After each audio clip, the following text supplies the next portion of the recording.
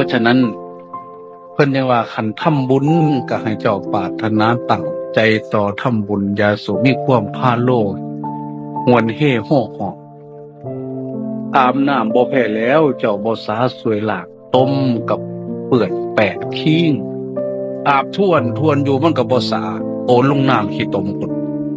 น้ำดีๆบ่อาบเป็นหยังเด้สังมาโตนลงห้วยหากินตั้งแต่เต่าสังบ่ขึ้นโคกกวางหาสากขี้หลังเพิ่นว่า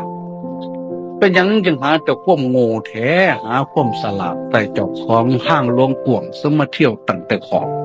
หมอกประแดกตั้งโจโกซึ่งมาจับตั้งแต่ดอกหมกปลาร้าเดียวดีๆไม่กินปลาร้านู่นไปจิ้มจ้ำใบตองแห้งๆห่อของมันทานศีลภาวนาหนทางเส้นไงอริยมรรคมาจำอยู่แปะอยู่ข้างเปกเอาบุญมาสั่นยกมือใส่หัวบาทสวรรค์รับตามหมิ่งอยู่10 นาทีก็ยังวัดให้ทางสาธุโตนะผู้ขาถือเลขรางวัลที่ 1ในเด้ออยู่หันจนเงินออกเหงือกปิ้งเส้นได้บาทคูณบัดไปซื้อเหล่าบ่ได้ยกใส่หัวจักเถื่อ